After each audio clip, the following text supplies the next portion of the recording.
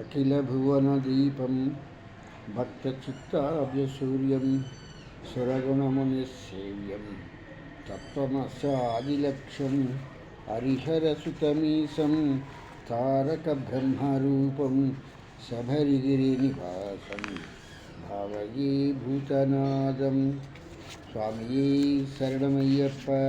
ప్రియమైన ఆత్మబంధువులారా, ఆశించిన వారి సౌజన్యంతో మనం ఈ యొక్క భక్తి అనేటువంటి కార్యక్రమాన్ని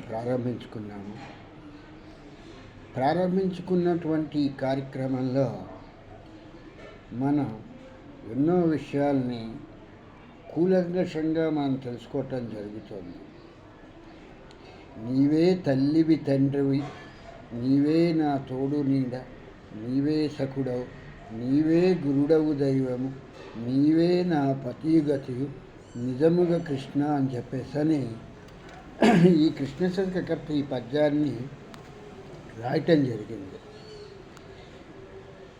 అంటే తల్లి, తండ్రి, గురువు, ఆఖరికి భర్త అయినా కూడా అన్నీ కూడా ఎవరయ్యా అంటే ఈ చరాచర జగత్ అంతట్లో కూడా ఆ విరాట్ పురుషుడే ఈ యొక్క అన్ని రూపాల్లో ఉన్నాడు అనేటువంటి విషయాన్ని చెప్పటానికే ఈ కృష్ణ శతకకర్త ఈ యొక్క పద్యాన్ని రాయటం జరిగింది. నీవే తల్లివి తండ్రివి, నీవే నా తోడు నీడ, నీవే సఖుడవు, నీవే గురుడవు దైవము, నీవే నా పతిగతియు నిజముగా కృష్ణ అని చెప్పేటువంటి ఈ పద్యాన్ని ఇంత అందంగా రాయటానికి గల కారణం ఏంటంటే, ఎక్కడెక్కడో వెతుక్కోవాల్సిన పని లేదు, అన్నీ ఒక్కడేను, ఆ ఒక్కడే ఇన్ని రూపాల్లో ఉన్నాడు అనేటువంటి విషయాన్ని చెప్పటం జరిగింది. ఆ పడి ఉన్నటువంటి బండరాయిని ఎలాగైతే ఆ శిల్పి దాన్ని ఒక విగ్రహంగా చెక్కిన తర్వాత ఆ మహారాజు దానికి ప్రాకారాలు గుడి కట్టి ఆ పూజలు చేయటానికి ఎలాగైతే ఒక నాగరికత కలిగినటువంటి వాళ్ళని పెట్టుకున్నారో, అట్లాగే ఇక్కడ కూడా ఏంటంటే ప్రకృతి అనేటువంటి దానికి సంబంధించినటువంటి విషయం మనం పూర్తిగా విస్మరిస్తున్నాం. ఆ బండరాయిగా ఉన్నటువంటి దాన్ని శిల్పంగా చెక్కి ఆ యొక్క దేవతా విగ్రహాన్ని చేసి ఆ దేవతా విగ్రహం చుట్టూతా ప్రాకారాలు గుడి నిర్మించేటప్పటికి దాన్ని చూసి మనం మురిసిపోతున్నాం తప్పితే ఆ బండరాయి అనేటువంటిది ప్రకృతిలోంచి వచ్చినటువంటిదేను.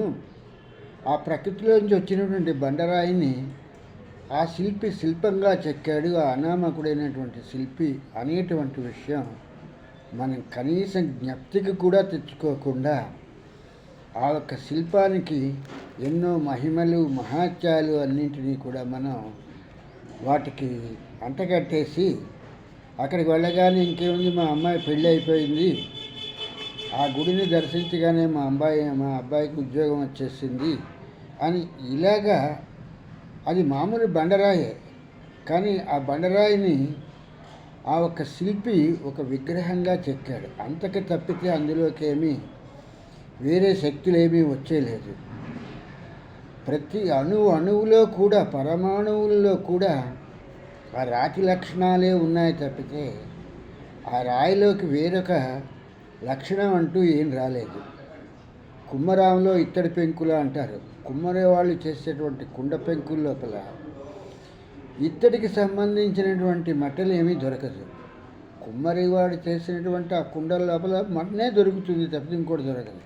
అలాగే ఈ బండరాయి అనేటువంటి దాంట్లో పరమాణు సిద్ధాంతానికి వెళ్ళినా కూడా ఆ బండరాయిలో ఉండేటువంటివి ఆ రాయి తాలూకు అణువులు పరమాణువులు ఉంటాయి తప్పితే ఇంకా అందులోకి ఏదో ఒక అభూతమైనటువంటి శక్తి దూరిపోయి లోపల బోలుగా ఉండి ఆ ఒక శక్తి లోపల నుంచి వచ్చేసేసి మనకి ఈ కోరినటువంటి కోరికలు ఏవి కూడా తీర్చట్లేదు అనేటువంటి విషయాన్ని మనం పశుతత్వంలో పూర్తిగా విస్మరిస్తున్నాము. రామకృష్ణ పరమహంస గారు చెప్పినట్టుగా విగ్రహాలు అనేటువంటివి రాయితో చేయొచ్చు, చెక్కతో చేయొచ్చు, అలాగే ఈ యొక్క మెటల్స్ అనేటువంటి బంగారము, వెండి, ఈ యొక్క పంచలోహాలు వీటితో చేయొచ్చు. ఇవి ఏవి కూడా లోపల బోలుగా ఉండవు, గట్టిగానే ఉంటాయి. ఆ మీద ఉన్నటువంటి మెటల్ ఏముందో ఆ మెటల్ తాలూకు అణువులు, పరమాణువులే మొత్తం ఆ విగ్రహం అంతా కూడా నిండి ఉంటాయి తప్పితే విగ్రహం లోపల నుంచి ఇంకోటి ఏదో శక్తి మనకి ఉద్భవించేసేసి మనం కోరినటువంటి కోరికల్ని తీర్చేటువంటి పరిస్థితిలో ఉండదు. ఇది అందరూ కూడా యోగులు, మహాత్ములు అయినటువంటి వాళ్ళు, ఋషులు అందరూ కూడా ఇది తెలుసుకున్నటువంటి సిద్ధాంతము. ఈ సిద్ధాంతాన్ని తెలియని వాళ్ళు ఎవరంటే పశుతత్వంలోనూ అవిద్యలో ఉన్నటువంటి వాళ్ళు, జ్ఞానం లేనటువంటి పశువులు మాత్రమే ఆ విగ్రహంలో ఏదో శక్తి ఉంది అని చెప్పేసని దాని చుట్టూతో ప్రదక్షిణాలు చేసి దాని కొబ్బరికాయలు కొట్టి పశువులు కుంకాలు పోసి తేనాభిషేకము, నెయ్యాభిషేకము, లేకపోతే పన్నీరాభిషేకము అని చెప్పేటువంటి ఈ అభిషేకాలు చేస్తారు తప్పితే నిజమైనటువంటి జ్ఞాని వాటి జోలికి వెళ్ళడు అనేటువంటి విషయాన్ని మనం కొంచెమైనా లేస మాత్రమన మనం గ్రహించలేకుండా ఉన్నాం. పూర్వం ఈ ఋషులు అనేటువంటి వాళ్ళు ఈ యజ్ఞయాగాదులు చేసేటప్పుడు వీళ్ళు ఏం చేసేవాళ్ళంటే ప్రకృతిని అసంఖ్యాక శక్తులుగా ఏలుతున్నాయి అనేటువంటి విషయాన్ని ఈ యొక్క ఋషులు తెలుసుకున్నారు. ఈ ప్రకృతి అనేటువంటి దాంట్లో ఇందులో అనేక రకాలైనటువంటి ఎన్నో శక్తులు ఉన్నాయి అని చెప్పేసని వాళ్ళు ఈ ఉపనిషత్తుల ద్వారా తెలుసుకోవటం జరిగింది. ఒక్కొక్క శక్తికి వాళ్ళు ఒక్కొక్క పేరు పెట్టుకున్నారు. అది ఆ శక్తిని వాళ్ళు ఏం చేశారంటే దేవతా శక్తి అని చెప్పేసని వాళ్ళు చెప్పటం జరిగింది. ఈ యొక్క ప్రకృతి లోపల ఎన్నో రకాలైనటువంటి ఈ యొక్క వేవ్ ఫామ్స్ అనేటువంటివి ఉన్నాయి అనేటువంటిది నేటి ఆధునిక సైన్స్ కూడా చెప్తున్నటువంటిది. అటువంటి పరిస్థితిలో ఆ ఋషులు ఈ ఉపనిషత్తులు అనేటువంటి వాటిని వాళ్ళు వ్రాసే ముందర ఈ ప్రకృతిలో ఉన్నటువంటి శక్తుల గురించి వాళ్ళు తెలుసుకుని ఆ శక్తికి ఒక్కొక్క శక్తికి ఒక్కొక్క పేరు పెట్టడం జరిగింది. ఆ శక్తిని ప్రకృతిలో స్త్రీ శక్తిగాను పురుష శక్తిగాను కూడా వాళ్ళే ఆ వేవ్ ఫామ్స్ని వాళ్ళు విడతీయటం జరిగింది. ఆ పౌనఃపుంజములు అనేటువంటి వాటిని వాళ్ళు విడతీసి వాటిని వాళ్ళు మనకి ఈ దేవతలు అనేటువంటి విషయంలో కనిపించినటువంటి ఆ ఒక్క వేవ్ ఫామ్స్కి వాళ్ళు దేవతలుగా వాళ్ళు ఆ ఒక్క ఋషులు చెప్పటం జరిగింది. ఇక్కడ ముఖ్యమైన విషయం ఏంటంటే తిరిగేటువంటి ఏదైనా ఒక పదార్థంలో నుంచి వాయువు ఉత్పన్నమవుతుంది అనేటువంటి విషయాన్ని మనకి సిద్ధాంతపరంగా చెప్పినటువంటిది. గ్రహాలు తిరుగుతున్నాయి, నక్షత్రాలు తిరుగుతున్నాయి, ధ్రువమండలం తిరుగుతోంది. తిరగనిది స్థిరంగా ఉండేటువంటిది ఈ యొక్క జగత్తులో ఏదీ లేదు అనేటువంటి విషయం ముందుగా గ్రహించినటువంటి వాళ్ళు ఋషులు.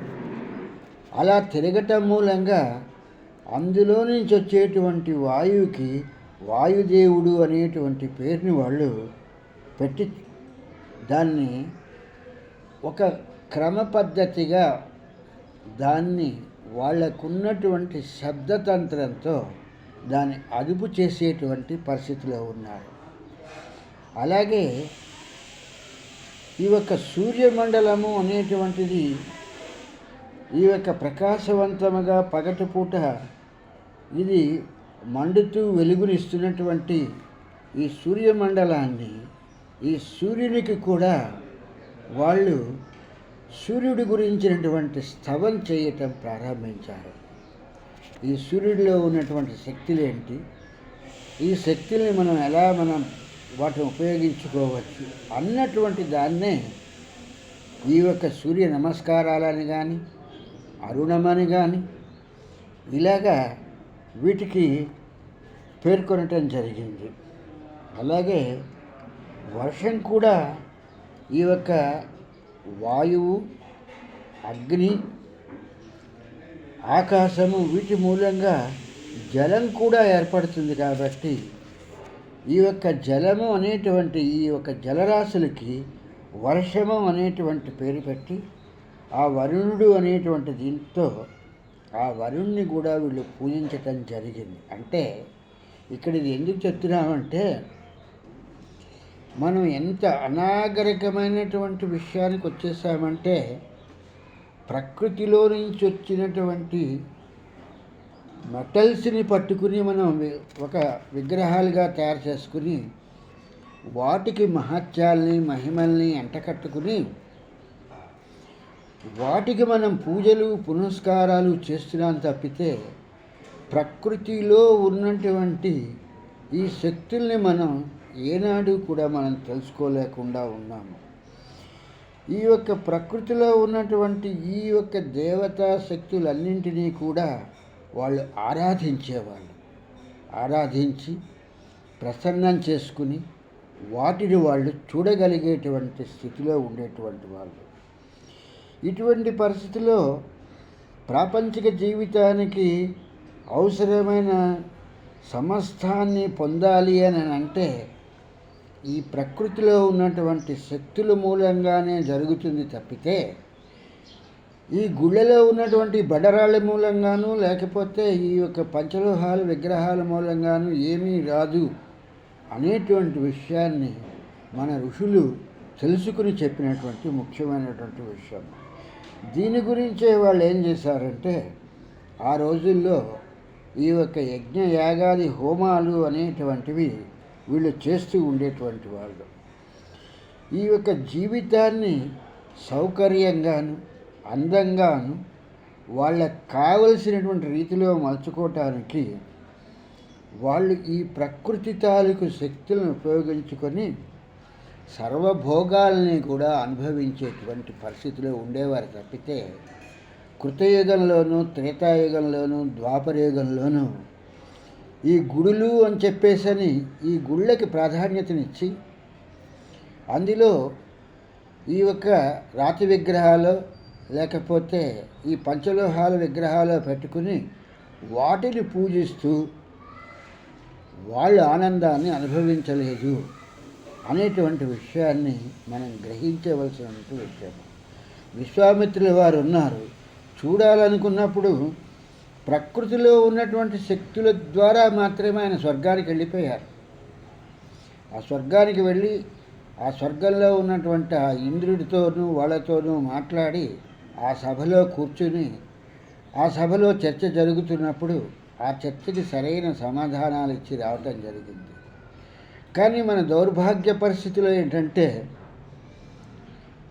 ఈ బండరాయిని తీసుకుని ఒక శిలా విగ్రహంగా చెక్కి దానికి మహిమల్ని మహత్యాల్ని అంటకట్టేసుకుని దాని చుట్టూతా మనం ప్రదక్షిణం చేస్తూ అది మనకి స్వర్గమిస్తుంది అని చెప్పేసి అనుకోవటంలో మనం ఎంత పశుతత్వంలో ఉన్నాము అనేటువంటి విషయము ఇక్కడ చెప్పకనే మనకి తెలుస్తున్నటువంటి ముఖ్యమైనటువంటి విషయము.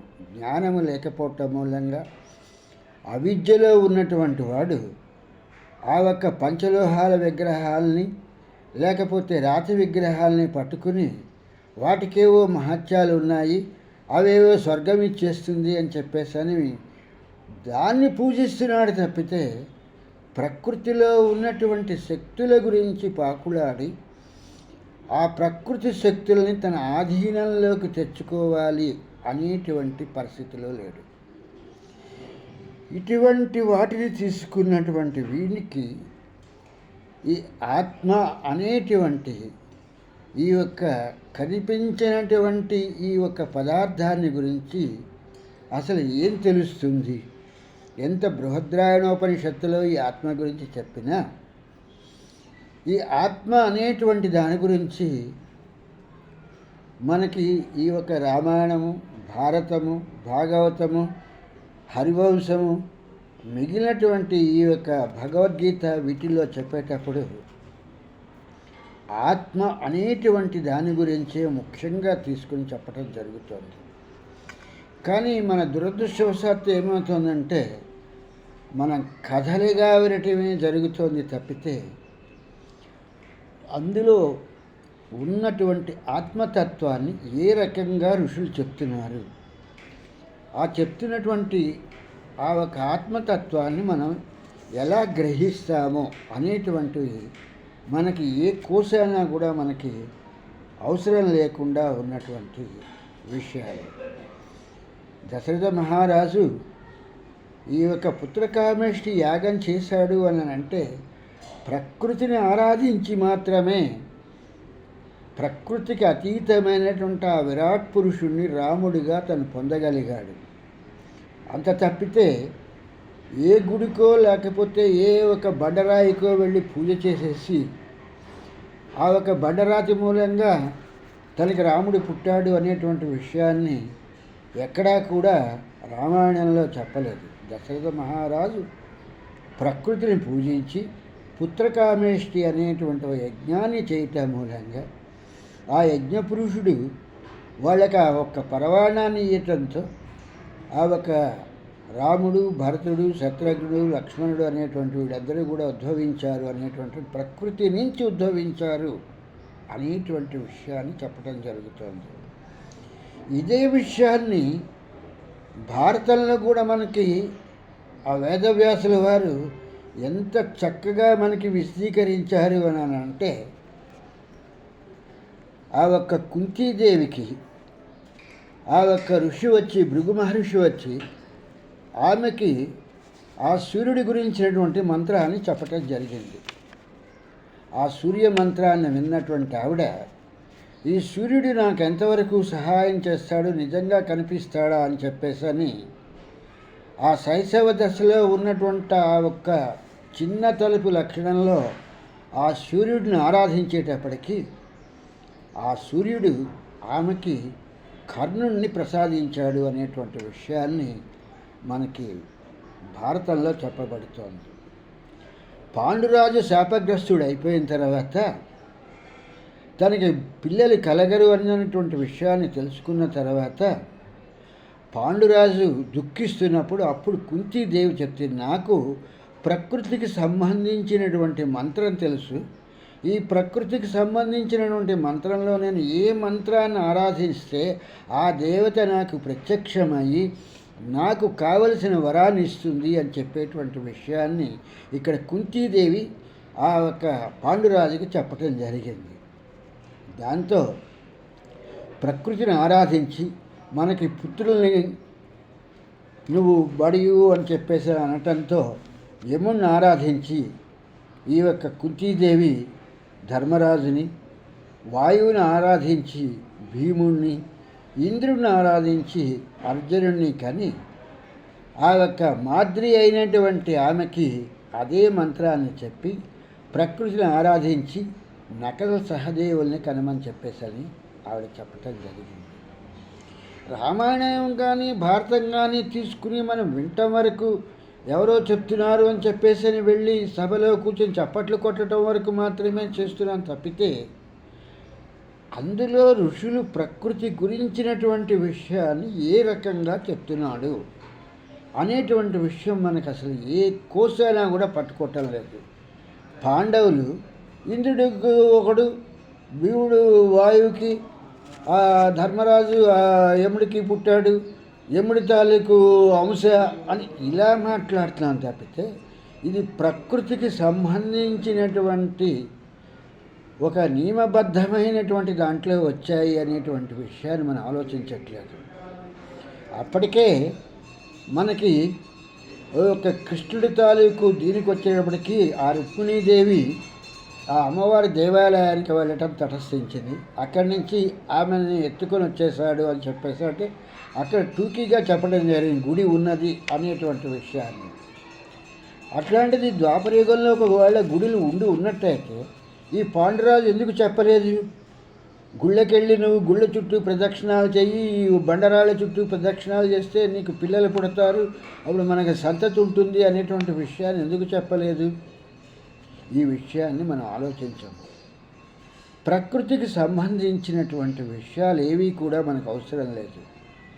మనం గుడికి వెళ్ళిపోయి ఒక కొబ్బరికాయ కొట్టేసి ఒక తట్టెడు పూలు ఆ ఒక విగ్రహం మీద పోసేసి ఒక చెంబులతో అన్నట్టుగాను చెంబులు అన్నట్టుగా ఈ నెయ్యో తేనో పాలో ఏవో ఒకటి అభిషేకం చేసేస్తే మనకి పుణ్యం వచ్చేస్తుంది అనేటువంటి పరిస్థితిలో ఉంటున్నాం తప్పితే ప్రకృతిని ఎలా ఆరాధించాలి అనేటువంటి విషయాన్ని మనకి ఋషిపుంగవులు ఎలా చెప్పారు అనేటువంటి విషయంలో మనం ఏనాడు కూడా దాని మీద మన మనసు పెట్టి ఆలోచించేటువంటి పరిస్థితులు లేము. రావి చెట్టుకి ప్రదక్షిణాలు చేస్తే పిల్లలు పుడతారు, లేకపోతే ఒక గోమాతకి ప్రదక్షిణం చేస్తే పిల్లలు పుడతారు అనేటువంటిది ఆ గోవు కూడా కామధేను అనేటువంటి ప్రకృతికి సంబంధించినటువంటి దీంట్లోంచి వచ్చినటువంటిది. ఈ రావి చెట్టు అనేటువంటిది కూడా ప్రకృతిలోంచి వచ్చినటువంటి ఒక వృక్షమే. ఇవన్నీ మనం మర్చిపోయి మన తాలూకు కోరికలు తీరాలంటే ఆ రాళ్ళకి, ఆ రప్పలకి, ఆ చెక్కలకి, ఆ పంచలోహాల విగ్రహాలకి మనం దండం పెడితే మన కోరికలు తీరిపోతాయని చెప్పేసి నేను అనుకుంటున్నాను. రామకృష్ణ పరమహంస గారు చెప్పినట్టుగా నీ నిగ్రహంతో నువ్వు అది ఏదైనప్పటికీ కూడా నువ్వు కోరుకుంటే ఆ కోరిక అది తీరుస్తుందయ్యా. రాయి అయినా, పంచలోహాల విగ్రహం అయినా, ఒక చెక్క అయినా, కర్ర అయినా నీ యొక్క కోరిక తీరుతుంది అనేటువంటి విషయాన్ని రామకృష్ణ పరమహంస గారు వివేకానందుడికి చెప్పడం జరిగింది. ఇటువంటి అమూల్యమైన విషయాలు గురు సాంప్రదాయంలో గురువు దగ్గర కూర్చొని, బ్రహ్మ విద్యా సాంప్రదాయం తెలిసినటువంటి గురువుల వద్ద కూర్చొని మనం వినటం మర్చిపోయాం. దొంగ బాబాల్ని, దొంగ సాధువుల్ని నమ్ముకుని వాళ్ళ చుట్టూ చేరి మన జేబులో ఉన్నటువంటి ధనమంతా కూడా వాళ్ళకి విరాళాలు ఇవ్వటానికి మాత్రమే మనం మనస్కరించుకుంటూ మనం చేస్తున్నటువంటి పని తప్పితే నిజంగా మనం చేసేటువంటి పని ఏంటి, మనకున్నటువంటి జ్ఞానం ఏమిటి, ఈ విషయాల మీద మనం అంతర్మథనం చేసుకుంటూ ఆ వెంకటనాథుడి కృపా కటాక్షాలతో ఆ యొక్క వెంకటనాథుడు మనకి జ్ఞానాన్ని ప్రసాదించి ఆ మార్గబంధువైనటువంటి ఆ అయ్యప్ప మనకి మార్గాన్ని చూపిస్తూ ఉంటే ఆ యొక్క జీవన జ్యోతి అయినటువంటి జ్యోతి దర్శనాన్ని మనం చేసుకుని మన జీవితంలో తరిద్దామనుకుంటూ స్వామి శరణం, స్వామి శరణం, స్వామియే శరణమయ్యప్ప.